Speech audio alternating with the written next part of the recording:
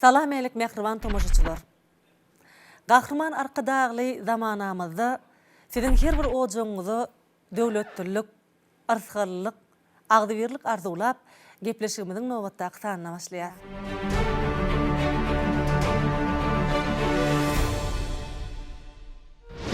Gum etekle oturan oğulun birine bir yaş çopon zähmet çekýär. Ol ömrüniň 27 ýylyny çoponçylyk kärine bagş edýär. Emma şonda da gün güzaranyny doly aýlamaga ýetişmedik çopon onda da maşgala gurmaly bolýar. Şeý diýäde agdy bir maşgala guran ýigit öz kärini ötgetmeli bolýar. Ol daýgançylyga başlýar. Bu maşgalada 3 tane oglanjyk dünýä inýär. 3 tane akyllyja oglanjygyň hemmesem bir-birinden ezber, bir-birinden ussat bolup ýetişýärler. Howa. Günlüň bir güni ýanky oglanjyk 6 ýaşyna ýetende ejetdir kakasy öz ogullarynyň uly geljegini öňünden aňan ýaly ogadaky medrese okuw berýärler. Şundan soň helki çopon soňky daýhan bolan adam üçünji bir käre baş goşýar. Ol käre bolsa tutuş türkmen halkynyň süňüni ornan, bütün ykbalyny ornan sadanlarlyk kärine. Dutar, şawram şelpelerden çykýan ugallar. Ol ugallar ýanky çoponyň soňky daýhanyň has dogusy sadanlaryň öýünde mundan beýlek günne diýen ýaly başlanýar. Saat älimini ägir ussatlar bolup ýetişen Pirli Saryýew, Sary Bagşy, Täçmemme Suhangulyew, Hally Bagşy, hemem türkmeniň Oglan Bagşy ady bilen tanylan Sahyjepbar ýal ussatlar bu maşgalada saz öwrenýärler. Eýsem bi kimiň maşgalasy? Be Gulmammet 6 ýaşynda medrese berilen oglanjyk bolsa, olaň ulugly amanjyk, ýagny teatr sunuwatynyň düýbini tutujy. Soňlugy bilen türkmen sunuwatyny, türkmeniň teatr sunuwatynyň üstü bilen bütün dünýä ýaýan, türkmeniň milliligini, türkmen sahnasynyň üstü bilen dünýä çykaran Türkmenistanyň halk artisti, Türkmenistanyň Magtymuladyna halkara bayragynyň eýesi Aman Gulmamedowdi. Artisti iş üstüne teatrın sahnasını almalı. Filmem teatr hakkı olmalı. Menin bütün ömrümü bağış eden teatrım hakkı.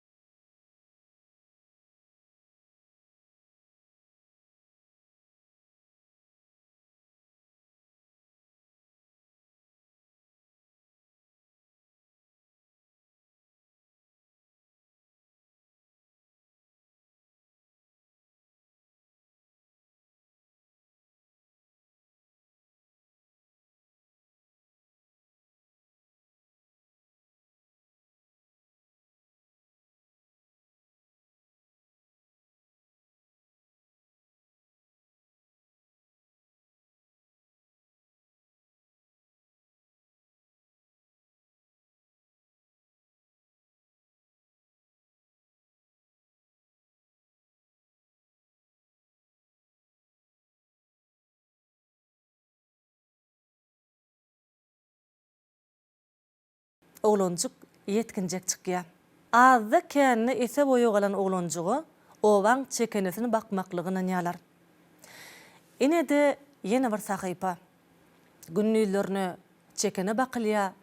Gejelerini bolsa dutaryň gapdaly bilen qaqatynyň gapdalyna gyduran küt kitaplary owadoşlaryna okap bermegi ýaşajyk amana ynanýarlar. Bu bolsa hut bagtyň çügdügdi. Çünki ol şu kitaplar ustaatlarça şeýle bir okasy gelýärdi. Hawa şeýle günlüň birini yumuň uju çüşlenip başlanýar. Ol öz dosty çary bilen günlerde bir gün Gökdepeň bazaryna gidýärler. Ana şu ýerde de täze bir sahypa açylýar. Olaň ýanyna bir ýaş oglan gelýär. Oglanlar, siziň okuw gelýärmi? Nähili okuw? Biz mektep internat açdyk. Eger siz isleseňiz, biz öz okuwmyzda siz ýaly oglanlara alýas. Höwüs bilen. Iki sany dost, dogrudanam Höwüs bilen Gökdepedäki şu wagtky mektep internada okuwga girýärler. Ondan soňky okuwlar Aşgabatda dowam edýär. Ýene de şol dosty çary bilen Aşgabatyň wagzalyna gelip düşýärler. Iki zanjak ýaşajyk oglanjygy giden mehelle garşy alýar. Otullan düşen iki san dost nire gitjeklerini bilmeýän ala tarmyk ýagdaýda durýarlar. Bakýarlar, adam mehellesi bir tarapa akyp barýar. Olaram şoluň ýydy bilen düşüberýärler. Adamlar gelýär-gelýärde şäheриň bir ýerine dargap başlaýarlar. Bularam nire gitjegini bilmeýän Nurka ýene bir adam bulaň dadyna ýetişýär. Ýigitler, näme üçin beýdip dursuňyz? Belki siz biziň sapagymyzda okarsyňyz. Howa o nähil sapak? Biziň mektebimiziň adyny Günnöwörüň Sunwat mektebi diýilýär. Şeý diýerde ýaşajyk aman bilen çary Günnöwörüň Sunwat mektebine okuwga girýärler. Bu eýýam 1921-nji ýyl. Howa bu mektepde bulary surat çekmekligi, heykel taraşlygy, has dogrusu şekillendiriş sunwaty boýunça okudyp başlaýarlar. Şo ýerde ýaşajyk aman özi ýaly bir türkmen oglan bilen tanyşyp bolýar. Ol oglanyň ady Bäşim, atasynyň ady bolsa Nuraly. Bu ýigit geljekde türkmen suratkeşlik sunwatyny bütün dünýä çykarjak Bäşim Nuraly. Aman Bäşimiň çekýän suratlaryny seretdigiçe özüniň bu ýol bilen gitmeliligiňi düşünýär. Çünki on gözleýän zatlar bu dälli, surat dälli. Onu ol nämeke? Ol gözleglerini ýene dowam edýär. Aşgabatyň mehaniki tehnikumy. Aman bir ýerde okap başlaýar. Ene şu ýerde de on gözlegleriniň ilkinji ugy tapylýar. Aman ýene öz dosty çary bilen ene şu tehnikumda drama kurjogyna açýarlar. Drama, teatryň ilkinji sapaklary. Ilki başta olar teatr näme, drama näme, ahletine sahna näme, oňa da düşünmeýärler. Emma haýdan bolsa bir adamyň keşfine girip, adamlara nämedir bir zatlar gurrun beretler gelýärler. Şeýlelik bilen hem şo wagtky Aşgabatda ýerleşýän okuw jaýlaryna öz ýaly giden oglanlyň topary emele gelýär. Şeýlelik bilen hem 1926-njy ýylda Aşgabatda drama mektebi açylýar. Topary 25 tane oglan almaly. Toporda bolsa 26. Günlerde bir gün mektep direktori ýaşajyk Aman ýanyna çagyrýar. Aman, biz toporumyzda 25 okuwçy almaly, bizde bolsa 26 okuwçy bar. Sen gowsy gelen mektebiňe gaýt. Günlerde bir gün Aşgabatda Sapar çaýçyň çaýhanasyna çaý içip oturýarka, helki okuwga giren oglanlarynyň biri oň ýanyna gelýär. Aman, bilýäňmi näme? Biziň oglanlarymyzyň biri öýlerine gitdi de ýygyna dolanyp gelen ok. Häzir sen mektebiň direktorynyň ýanyna barsaň, ol seni hükman okuw alar. Guş bolup uçan Aman şeýle de edýär. Ol ýene de drama mektebine okuw alynýar.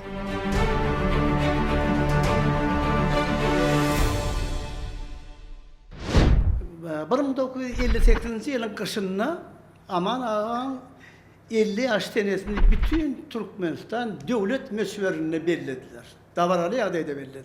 Bunu davaraların bellenlerinden son 1958 yılda, şu 50 yıllık senesi, Marda belleyenle aman ağa Marha geldi. Benim Savat Marin Kemine adındaki devlet drama tiyatrında şağalan yetkineceklerin keşfini yerine getiriyordu. Ana sonra ondan aman ağa gelenine söyledi, hükman aman ağa'nın katlaşmağına, sol spektakldan birini öz aşavatta yerine getirip ben keşfini oynamalı oldu. Ana sonra bizim Kemine adındaki drama tiyatrımızda Hüseyin Muhtarov'un Allah'ın ağa'nın maşgalası diyen spektakl gidiyordu. Onun Marin Tiyatro'nda belli ul artist Kulkışı Kulmuratov yerine getiriyordu. Onun aman ağa Mara bir gün önünden geldi de yerden tiyatroda da türbünleşik başladı. Tiyatr ön oynat veren spektaklım bolsa onu bir yerde tiyatroda oynamadık tiyatroyu, oynamadık yani yollaşları artistler son için yokman türbünleşik geçiliyor da verdi. Sol geçilenine men birinci gedek görsüm deyip, yakından aman ağani.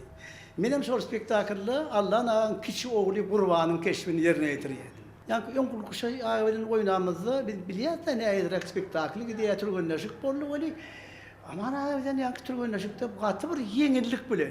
Artistlerin düşünüşüp bayıdıp, yani ben anırda şöyle çıkıyordum, ben bir yerden bundan çıkmalı oldu, yağdayı oraya deyip, gelin tüm yukarı yenilik bilen yani spektaklın türgünleşik işini günlüğü geçirdik. Türgünleşikte bir yedirak ödünü alıp barıyarak yani yenilik bilen.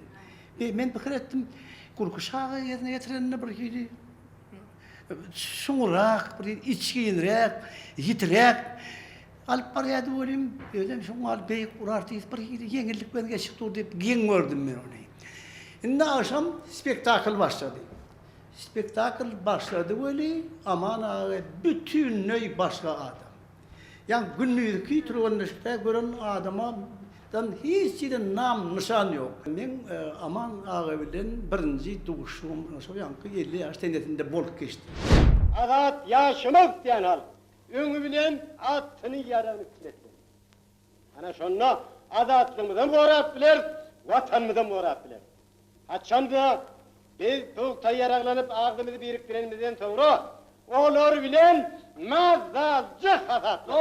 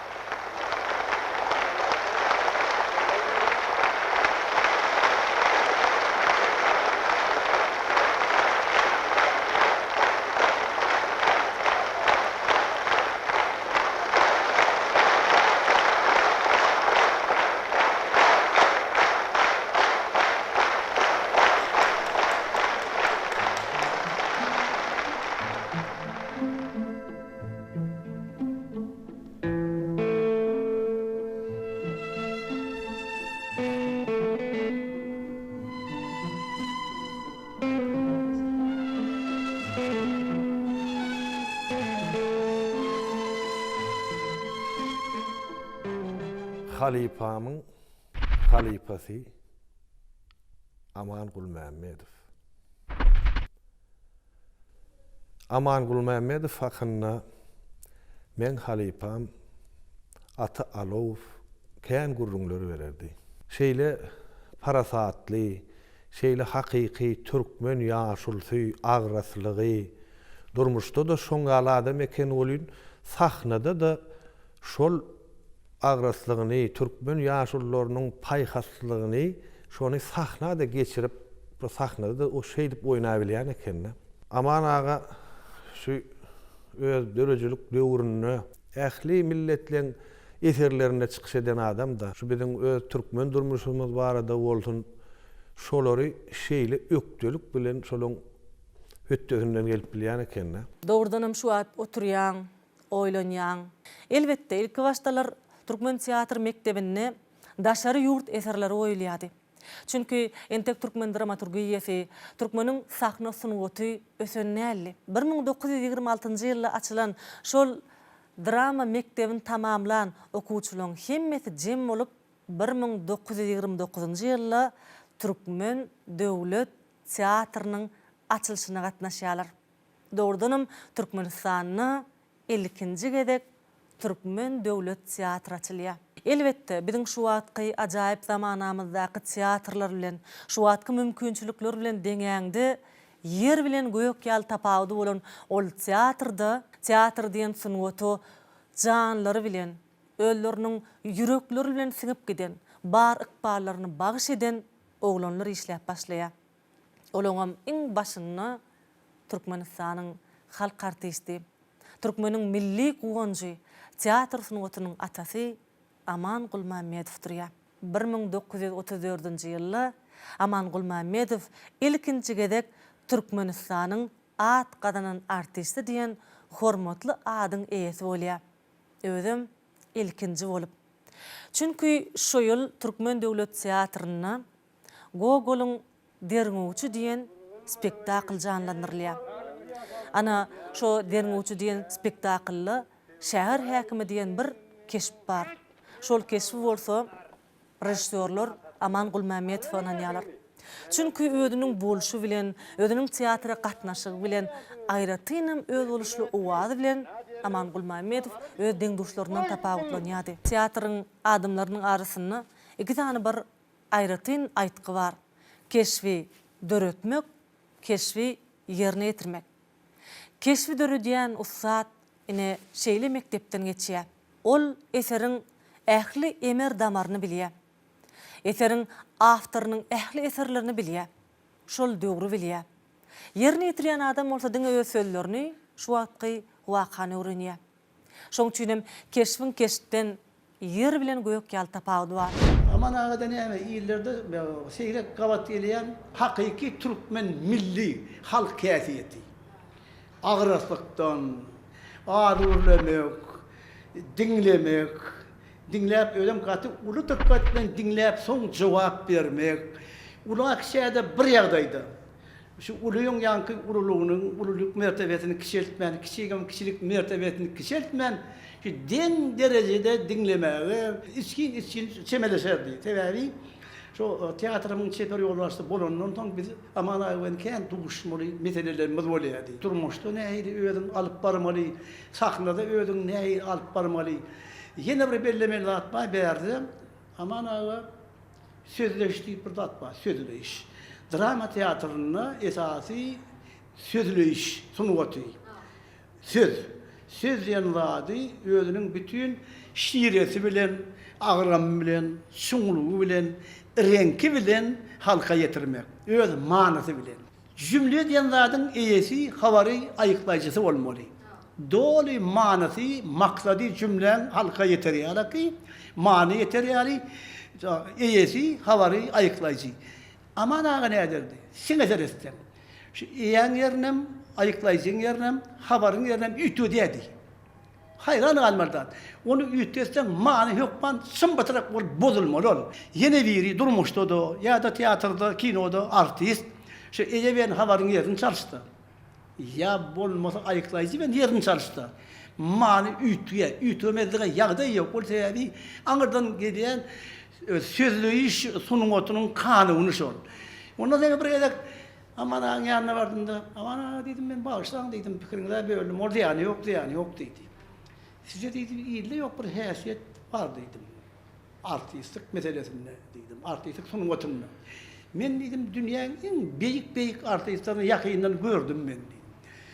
Ýöne şolaň hiç birini sizin spektakllarda eýe bilen aýyklaýjyň, habar bilen ýene bir ýadyň ýerini çalyşyp, şunu da manyny bolmaň, gaýtan güýşlendirip halka ýetirişine men hayran galýan. Oň syry näme diýdim. Dogry diýdi. Maňa diýdi, birinji gedek diýdi, soraw siz berdiňiz diýdi. Muň syry şunu diýdi. Şu çalyşýany men onu gatışdyryp çalyşamak diýdi. Bir geçseýin diýdi. Sebäbi şoň ýerini çalyşamda birden şu cümleň maksady bar. Cümleň maksat däl, her boğunyň maksady. Her sözüň maksady. Yitmedi yani. Şoň esasy cümleň baş maksadyna hem bir 10 kişi inamynda hem bogunlary bilen gönükdirýän bolýa, ýerine dülmeýänne manyly cümlesi bolýa diýdi. Indi şoňa diýdi, ýigit diýdi. Durmuş öňünde diýdi. Öwrenjek bolýdy. Ýöne oňa diýdi. Birden barlanak diýdi. Menem birden baram oňa diýdim. O diýdi, öýde juk, bilem ok, hiç kimin ýok ýerinde. Ýeke öýdüm. Değerli Porhan olup, senin cümlen, şu her boğunların şeyini bölüp, üstünde katı ken işlebelliydi. Yaşurlar gurrun berýärdi. Amanaga ilki şol studiýany gotorup, şu Zöhre Tahir oýuny goýulýar, şonu Baba Hanyň keşfini oýnaýar. Şonu bir ýerik sapara gidenlerine o wagt İr döwür teatrın entek ýani açylan döwürleri tomoşçularam sady. Şonu Tahir'in suwaklanýan ýer derýa aktorlayan ýeri bar diýe. Şonu şu görkezme berýär amanaga şeýle ananlarjy diýipdir de sandyga salyp derýa oklaň diýip gıýgyrypdyr amanaga. Şu sahnada bolyn bir oturan ýaşurlaň biri hakykatdan şoň içine girip ananyp han şu Tahir'in goloyuna bir var diýip topulypdyr diýe. Sahna algak gelýär diýe ýaşuryn haklapdyrlar. Ine şeýle bir gülke, goloy gülke, ýakyn bir ýatlamada bar.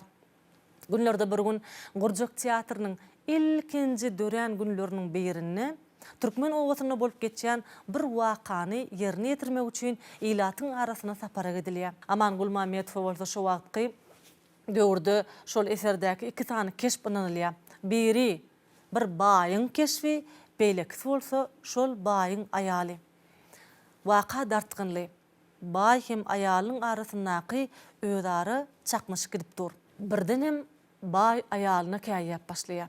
Aýalam ýugoşudan öýkelep aglap başlaýar. Ine birden perdan aňyrsynda durun, aman agaň sag eliniň süýüm marmagy tas gopara gelýär. Birdenem eli agap başlaýar. Tomoşaçylyň biri bir dartgynly wakaçydaman baýyň üstüne topulýar. Oşu wagtky keşpdigini inanman hakyky waka hökmüni kabul edýär. Şeýlelik bilen aman aga şol sapardan eli agyrlyk hala dolanyp gelýär. Şu derejede aman aga şoň wali ussada adam bolanna. Ödem aman agaň bir ipleşikligi bar. Biz edil öýüni görmesek hem şu ýazgylarda görýärse, onuň halipalarymyzdan gurrun berýärdi. Şeýle türkmen diline, türkmeniň ähengine şeýle ökdet diýdi. Şonu bir sallamly, agras şeýle gürlärdi bolyn. Ýöne köý sözler aýdanna da gulaň aýyrman dinläp oturmaly etdi. Indi amanaň ýene bir da ille ýoklar. Dümäni batan ýa-da batan wagty keşbe girip diýdi. Hayran almadylar. Eger biri bilen ýaparlady güýmen turma başlady güýmen turmada sahnaň aňyrtynda hiç çykmaga bir sekund galaýyna ýa-da dümäni batan ýa-da bolyp amanaga bütünlei başga adam şo keşdi. Oňdaşyndan ýene bir zatda ol gaty teýleklere allaryan artistik sunuwatynyň beýik derejeleri, beýik nokatlary, beýik basançaklary. Olam şol keşfi ýaşap durka halkyň öňünde şo keşpden çıkıp milya girip milya. Halkın gözünün ağzını keşf birim durmuşdaki öýdi. Şu ikisini şimdi hiç yeri nemsizdirman. Sepsiz, hiç yeri sepsiz. Halk tomoşaçony golaýna bir keşfme keşdärmi diýen bir hili bir näme bir sırlı sorak döreýär. Ýöne oň näme diýenini aňşyryp benak. Aman aga şowat näme diýär? Agyr keşitler bolsa, birim duýga agram salýan ýerlerde beýik artistler birazcık öýdünden ýa-ki keşipden atarym tomoşaça bildirmän daşlaşýar degene girýär. Käwat adamlaryň arasynda şeýle bir aýtgy bolýar. Edil artist ýaly. Artist ýaly görmegi, artist ýaly gepe çeper, artist ýaly gelşikli. Şulaň hemmetem Aman Gulmametow jemlenipdi. Çünkü tüz türkmen adamsyna mahsus diýdirýän berdaşly eginleri bilen, owadan bakyşy bilen, agras bakyşy bilen, özüniň pikirlenip bilýänligi bilen ol tapawutlanyady. Şoň üçin Türkmenistanyň ilkinji halk artisti diýen ady da ýenide ilkinji bolup Aman Gulmammedow munasip bolýar. 1939-njy ýyl. Şo ýylda dünýä meşhur dramaturg William Shakespeare'in Othello adly tragediýasy türkmen sahnasyna janlanýar. Ömürlük hoş hal, sen rahatlık ruhu, hoş hal doldurmuş, hoş hal hayvatlı koşunlar, Ruslar sonunu hürmet tanıdıktan batıra yetenler, hoş hal kişnap duran atım, hiddetli şey bur, dondurucu topraklar, tüydükler, şarık baydağı ve bütün talantlar, Ursun gürültüsü bilen dokudağının ölüm tohumunu tepeler, ölmeyen hudayları öldürücü. O tellanın eyvalın dağıtlarının hemmesinin son geldi. Othello. Dünya ýaň salan Othello. Doğrudan mine şu wagtda çenli dünýä teatrlarynyň arasynda eger de gaýsam bolsa bir aktyor Hamlet oynan bolsa, Othello'ny oynan bolsa, oňa başgaça garalýar. Näme üçin? Çünki ýönemeni aktyoru, ýönemeni artisti ol keşipler inanylmaýar. Oňa ýüňi ýeten, oňa tejribesi ýetik. En esasanam şo käre lükgülü bilen berilen, has dogrusu şo kär üçin artistlik üçin doglan adamlara inanylýar. Şoň üçin Aman Gulmammedowyň Othello'sy gaty üýtgeşik çykýar. Megerem şo döwürlerde bütün dünýä boýunça da en üýtgeşik Othello'laryň biri bolýar.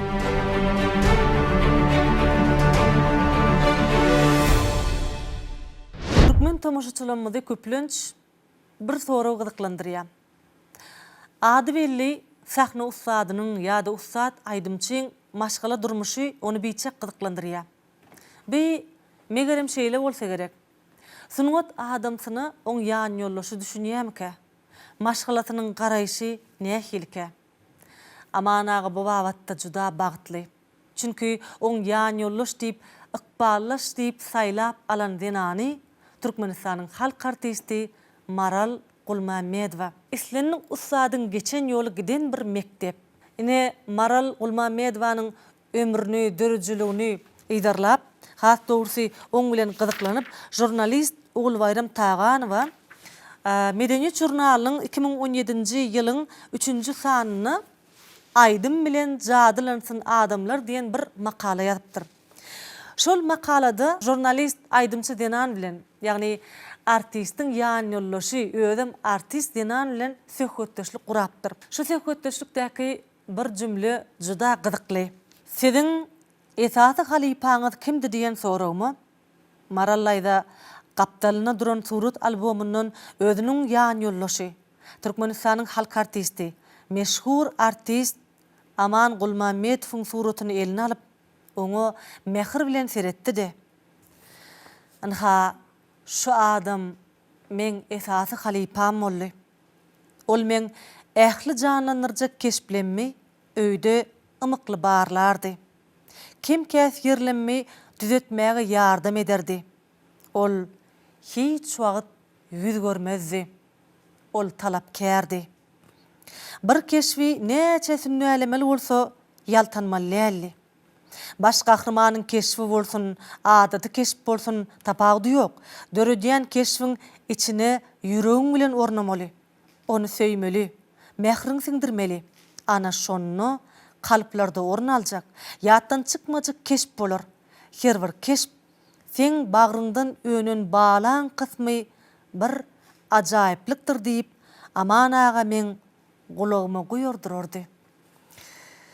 Soňam keýigim adamyma ağa diýänime geňirgenme.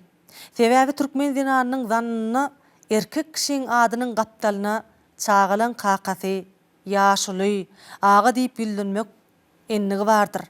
Bu bolsa dinanyň öz ýan ýollaşyna bolan hormat syýlygyndan nişandyr diýen ýazgy bar.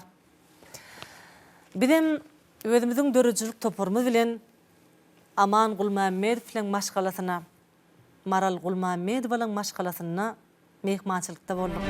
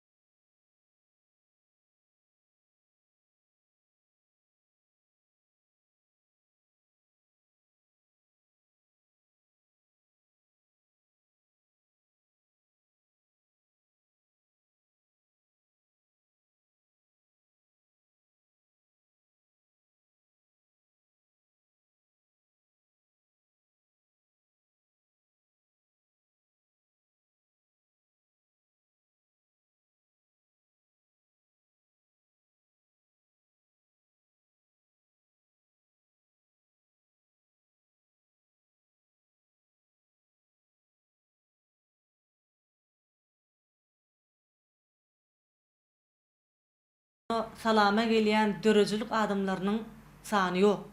Onu biz aman agan öz ýatlamalaryndan bilýän. Indi bolsa bu ojukda ne görüşmedi ýaly biziň Türkmen sunuwatynyň ägirtleri, Türkmenistanyň halk artisti Nur Allaverdiýew, Türkmenistanyň halk artisti Enejan Orazmuradova. Nur aga, siz bu hogla oğlum köp gelensiňiz. Siziň megerem aman agaly ýatlamalarynız sizi ýigitlik çagyny dolaýan bolsa gerek. Sunwat adamsyna gaty zerur gerek bolýan zatlaryň ähliň jemlenen adamdy. Aman agam görüşinden hem sapagat bolýar. Aman aga bilen kendi işadan erejany köp zat aýdyp biler, menden has köprek zatlar aýdyp biler. Aman aga hiç sen teatryny gaýtmaýdy. Gün ortadan aýtsa da akşam ara teatryň spektaklyň başlamadyň öň ýallary aman aga şu 7 oýun başlayan bolsa 7 garlaryny hem aman aga teatryny gelen jetip görendir. Öyle pek many ýagdaýda şoň spektakl görýär. Her gün. O zaman gelýän hem ýogul teatrın direktori, çeper ýolbaşçysy Aman Kul Mehmet dağır. Her gün barar, her gün şol teatrın öňünde gedilen jedip, soň teatr spektakl başlar, özüň şo oturýan ýerine oturardy. Onun spektakl doğru gutarardy, käte doğru yarımda gaýdardy diýmek, şol spektaklyň gidişinden radyly bolýan bolmaly.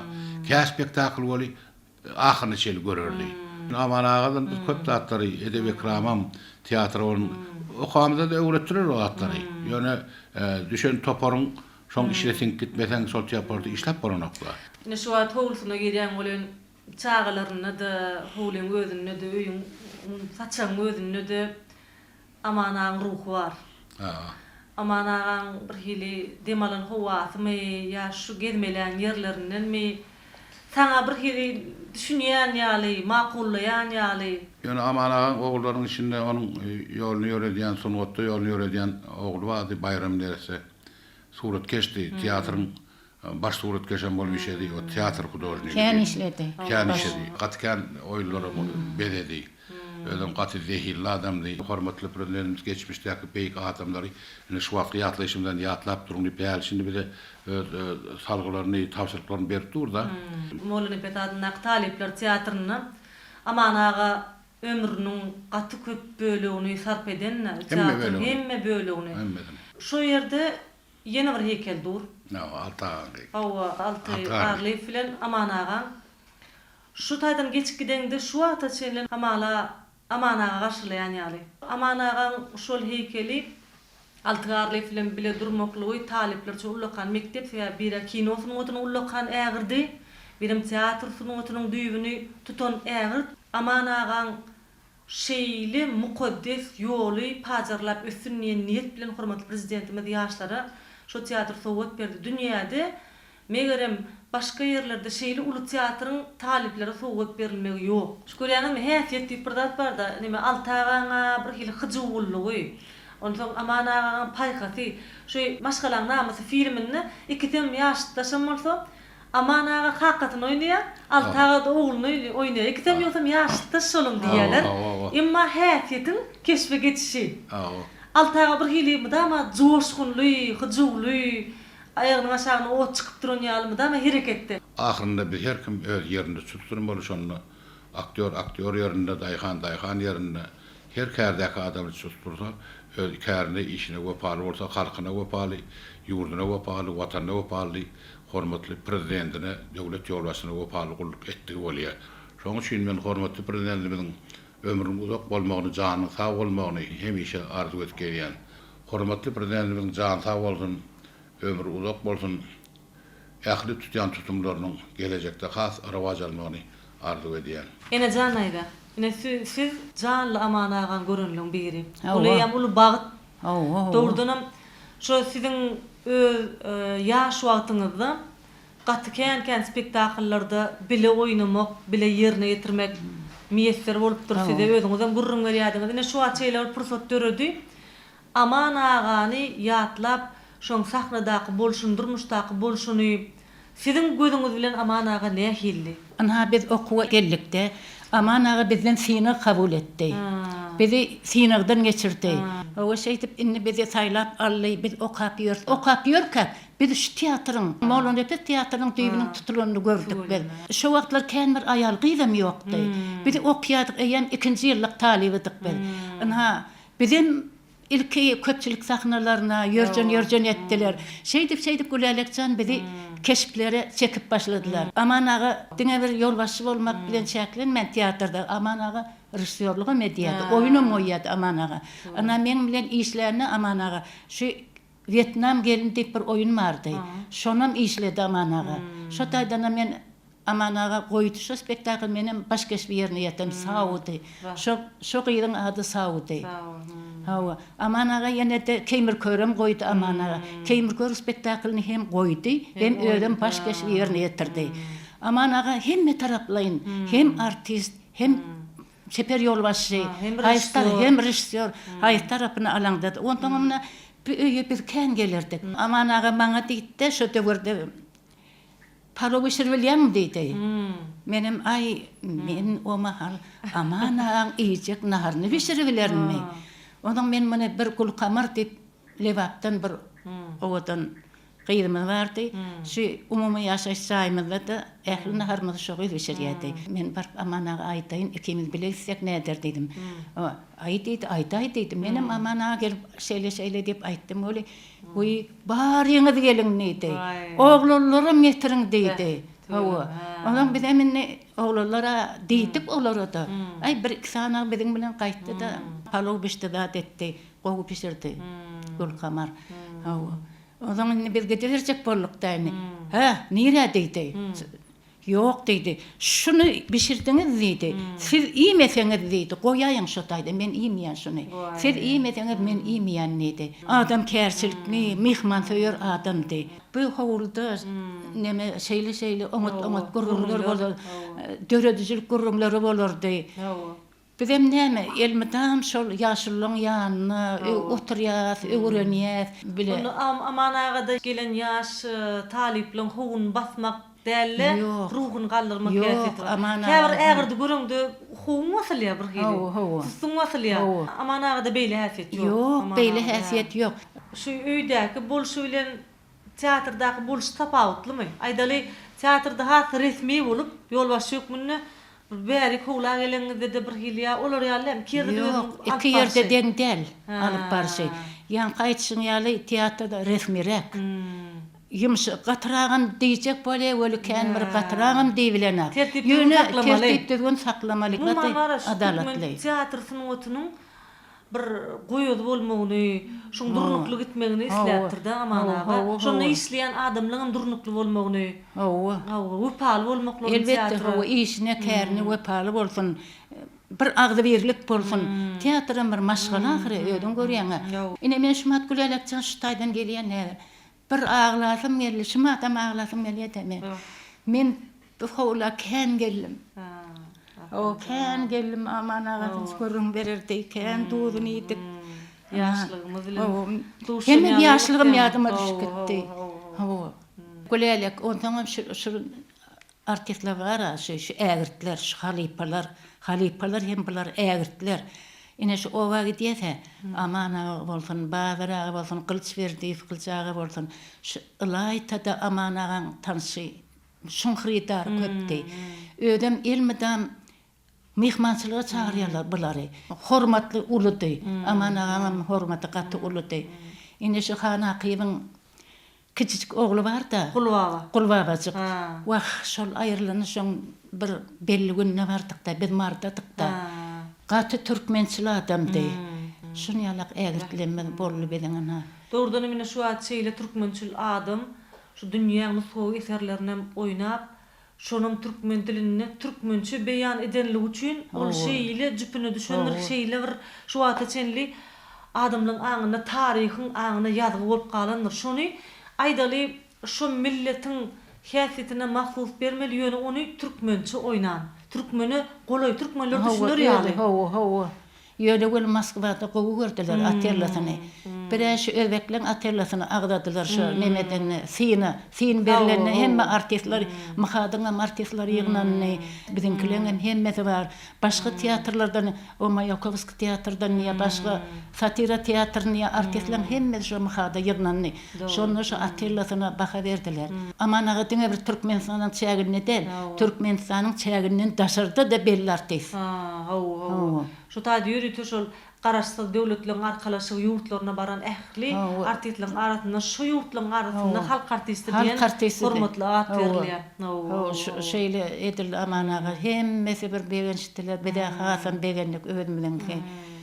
Amanaga artist diýsen artistler. Bular hemmesi öz boluşly. Ne şu at şu üýüň törünü amanaga suratkeş tarapyndan çekilen bir suratydyr. Şol suraty sinleýärdi, oýatýan, şunu edil amanagyň özi ýaly jan ledip bir ökde suratkeş çekipdir. Şu kiçik wagt amanagyň özüm Günnur Sunwat mektebinde okaýan wagty suratkeş bolaýmaly mekeni, emma ol suratkeş bolman artist bolupdyr. Ol diňe adamyň daşky keşfini näle ol adamy içinden öwrenesi gelipdir. Şoň üçin amanagyň suratlaryny, amanagyň keşplerini, amanagyň özünü bir näçe adam jemlenen ýaly bolup görünmegen megerem şoň üçindir. Enajan aýda şu wagtky sizem şu ýaş şähertlere berýän mektebiňiz hem halypaňyz hormatlaýaňyz, hem şähertlere geçirýäňiz. Şu wagtky hormatly prezidentimiz halypa şähertlik ýoluny dikeltmeklik bilen şeýle bir uly mümkinçiligi bize peşgeş berdi. Hem siziň halypalaňyzyň mektep ýoluny öwrenmeklik bize. Hem sizin halypalaňyzyň geçiren zatlaryny öwrenip Türkmen teatr mektebini, Türkmen teatr sunwatyny bütün dünýä ýaymaga şeýle bir uly mümkinçilikler bar. Sebäbi hormatly prezidentimiz daşary ýurda saparlarda da Türkmen teatrlaryny äkidiýär. Türkmen teatrnyň şuň keten derejesini Amangul Mammedowyň goýun eýdi biýmeçer. Şu zatlary öwrenmekligi bize hormatly prezidentimiz giň mümkinçilikler berýär. Şaýol atýa şu wagtky döwürde hemişe medeniýetimizi, sungatymyzy ösürmäge goşun adamlaryň ykballaryny öwrenmäge, olar hakda gepleşik etmäge, ýazgylar etmäge mümkinçilik berýär. Gahrman arkadagymyz ýanky aýtşyň ýaly biz medeniýetimizi, sungatymyzy ösürmäge goşun adamlaryny gowanmaga haklydyr diýip belýär.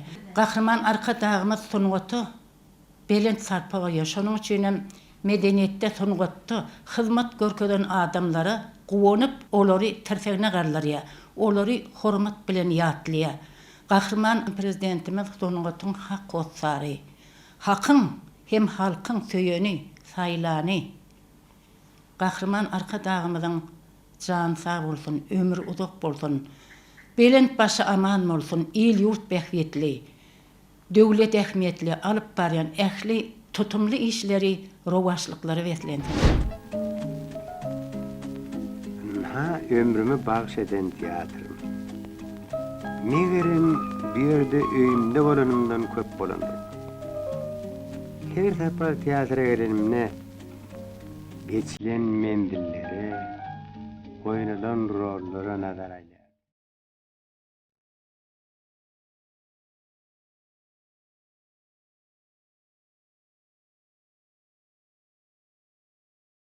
O döredçilik öğreti, gövrimi, giyin, çeksiz, bir çek. Rejissörlüğüm eder. Men bir spektakli goýunyny baştan ayak ýarına boldum. Men o spektakla gatnaşam, o kömekçidim däl. Şu amanagan bir hormatym gaty beýik bolandan, saktanaşy beýik bolandan, ola men zilandan çekýetde ödüne, jadiýat çekýän adamda. Ana şunu käbir rejissör kızmarak bolýar. Rejissörlük edenne kinoda da teatrda kızmarak bolýar täbi. Kızma bolmazlyk käde mümkin emdi. Sebäbi sen köpçülik bilen iş çalışýan.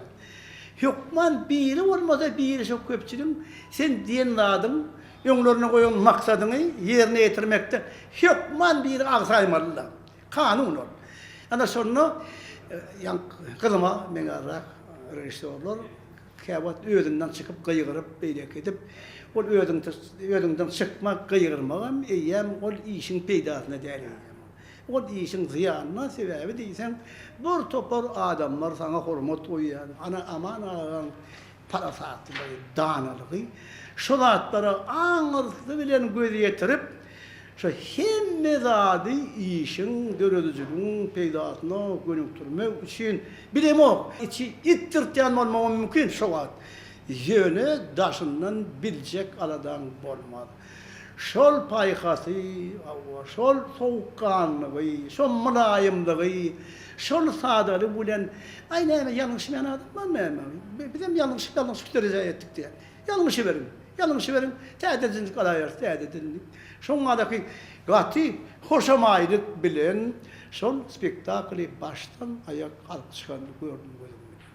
Ana şol spektakllerde da şol aktörler sözleyiş dilinden, sözleyiş tunumotundan kän sapaklar aranan morsalar. Tecrübeler ulanmorsa, ana şol spektaklla aman ağı hiç yerde albilmeyecek sapağını, dersini, mektebini verdi. Şu sahnada her bir sözün, her bir boğunun, her bir cümlen maksadı, şiiresi, renki, görünüşü. Söz diye görünüyor ahirde aman ağa. Siz görüyorsunuz yoktu. Şu sözü görmeseniz ya, o maksadı, özünün şunluğu, yitiliği, hem de şiireti ben halka yetmeye hakkı yok diye. Şunu öğrenin deyip. Ana şol artistsan hemmesin şol Nevitdag romanı boyunca, Berdiker Baban Nevitdag romanı boyunca şol spektakl koyunna, şonna katnaşan artistlerin hemmesine ulu mektep olup kaldı. Şu mektebim devam etti şol orada. Şolların öğrenlerinin şagirdlerine, okuyucularına şu aman ağadan alan hiç kimin aydıp bilmeyecek, berip bilmeyecek derslerini, mekteplerini nesillere geçirip geliyorlar. Özünün yatlamalarının birine şey diye. Keşfi näde öğrenmeli. Göräýmäge adamlar bir-birine juda meňdeş. Kimme adamlaryň ýürek barşyny göreňdi? Olaň bolşum, olaň gürleýişim, olaň öýlerini alyp barşam meňdeş ýaly. Ýok. Siz olary içkin seredin. İçkin synlaň. Her adam öz boluşly. Her adam biri beýleksinden düýüp götür tapawutly. Oň görüşüm, oň boluşum, oň sözleşim. Çünki adam adamdan tapawutly. Onu diňe görmeli. Onu diňe synlamagy başarmaly. Aman ağa, adamlar görüp bilipdir. Adamdan bay, adamdan täsin, adamdan tyrly zadyň bolmanlygy üçin megerem ol artistligi saylap bilipdi. Ýogsa ol suratçym bolup bilýärdi ahyry. Surat çekip adamyň daşky keşfini çekip bilýärdi. Ýok, ol adamy içinden öwrenese geldi. Ol kim? Ol näme hakynda pikirlenýär? Ol şu wagt haýsy howadan dem alýar? Oň oý näme? Pikiri näme? Ol hatda şu wagtçyk näme naharyýety gelýär? Ine şu zatlaryň hemmejesi aman ağan keşplerini ayıl sayıl duyulýar. Şoň üçin biziň şu wagtky altyn hazinamyzda galan türkmen filmleriniň içinde aman ağaly filmler juda üýtgeşik. Olardan biziň tamaşaçylarymyzyň ýadyny hem aňyny ömürlük galan Allah'ın ağan maşgalasy, ýagny maşgalaň namasy, uzakdaky gelinlik, çopan ogly, ýene-ýeneler aman ağaly filmler. Şo ýerde aman ağaň nurany keşfi, aman ağaň tüýs türkmen adamsyna mahsus agra siýasety, hatda ol erwet keşipde bolsa da duýulýar. Göräýmäge haýsam bolsa bir erwet keşipde şol gahrmany halaň ok. Emma aman ağa düşünösiň gelýär. Has dogry aman ağaň gahrmanlaryny düşünösiň gelýär. Ol özüniň erwet diýilip atlandyrylýan gahrmanlaryny şeýle bir aklaýar. Ol sen gözüň öňünde aklanýar. Ol hemişe öz şagirdlerini, ýagny bize bir pikiri goýup gidipdir. Erwet adam ýok. Diňe ýalňyşýan adam bar. Onu bolsa düzetmeli. Biziň borjumyz, ýani teatryň borjy, adamlaryň şu wagtky dem alýan howasyny, şu wagtky pikirlenýän zadyny, ine şu wagtçyk aýtjak sözlerini bilmeklik. Ýalňyşýan adamyny ýola goýbermeklik. Ýalňyşýan adama düşünüp onu gollamaklyk. Mundan beýleki ýolunyň düzelmegini gazanmaklyk. Adamlar teatr diňe bir güýmenje däl. Teatr bir ulluqan mektep, bir durmuş mektebi, bir Türkmenistanyň halk artisti Aman Gulmammet funksiyonlary. Aman ölmez gitmez dönüp giden keşifleri yadıma kalyan.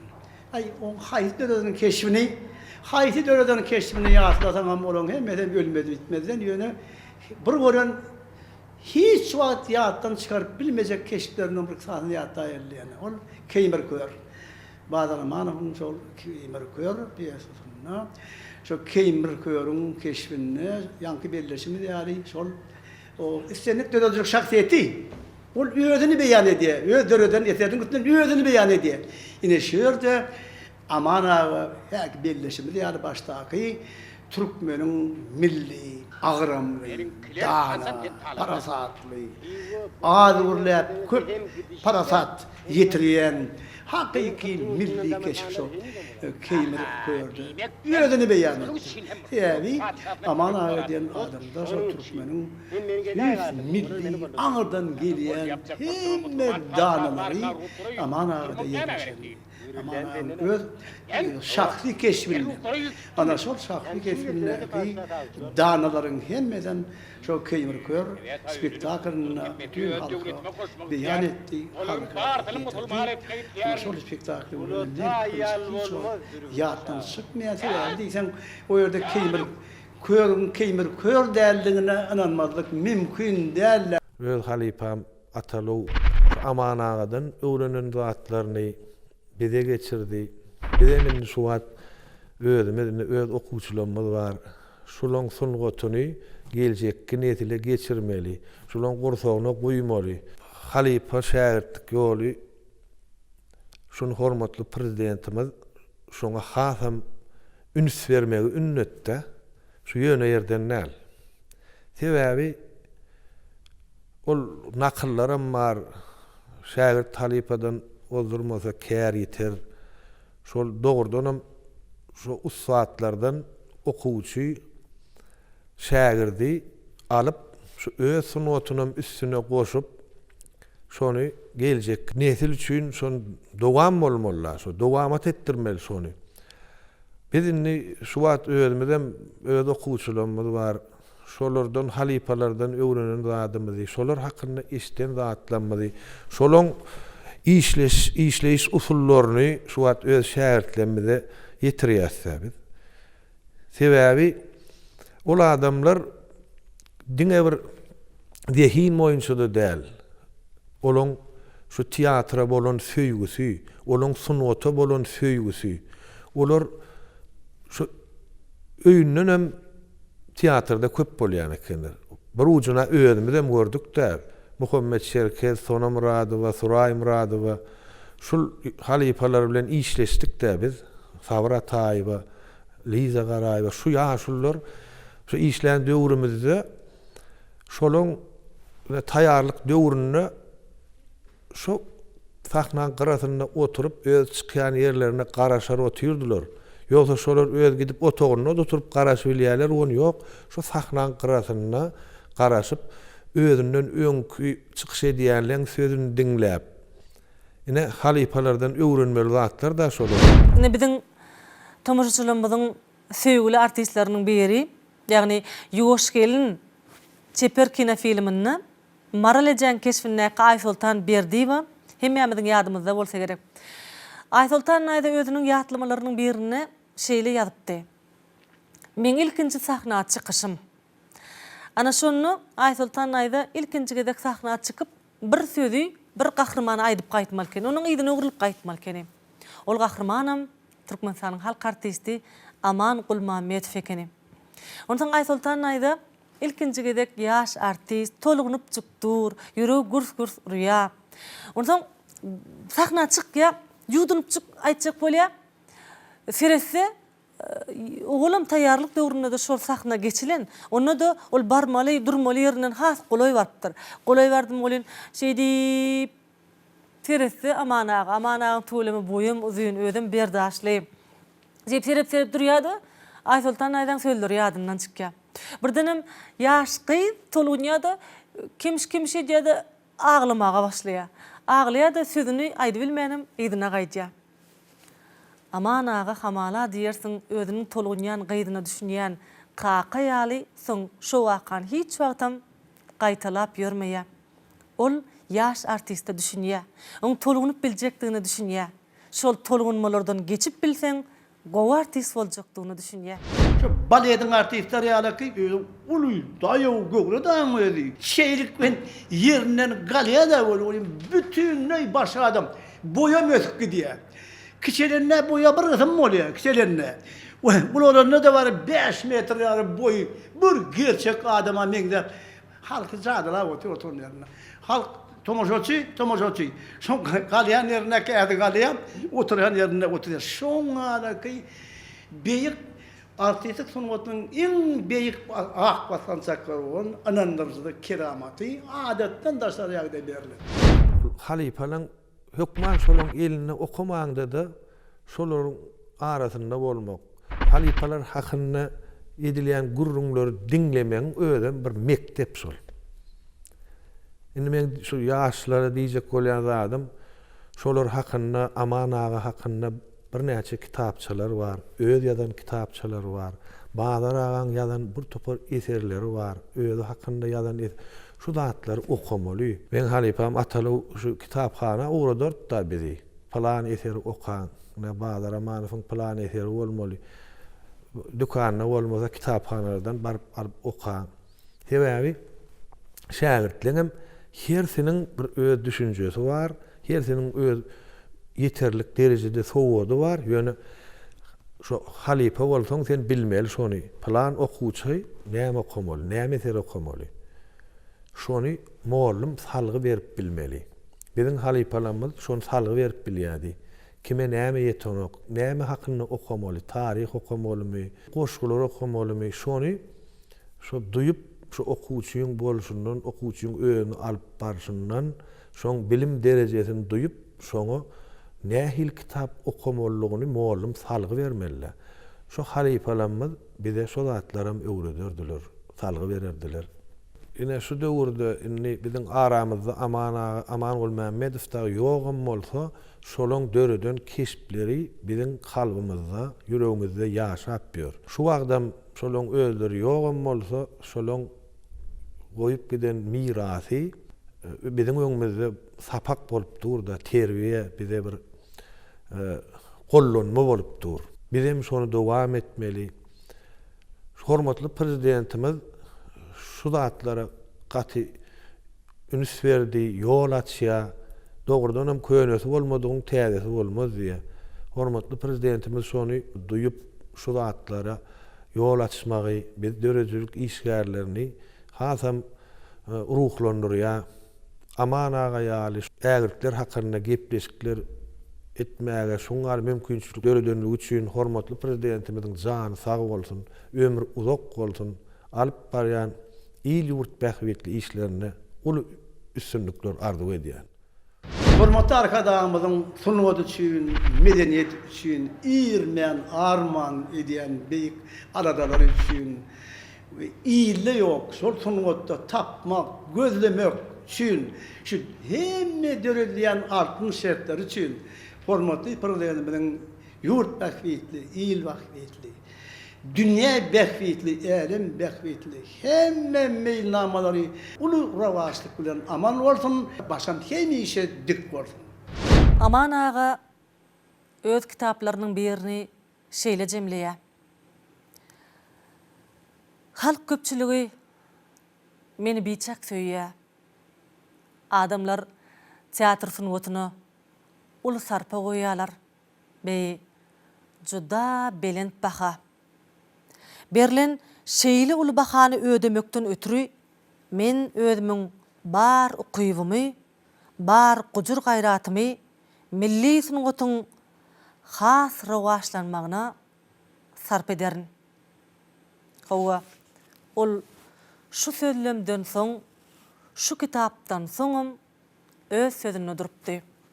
Ol öz bar ömrüni milli sunwatymyzyň, aýratynam milli teatr sunwatymyzyň rawaçlanmagyna sarp etdi.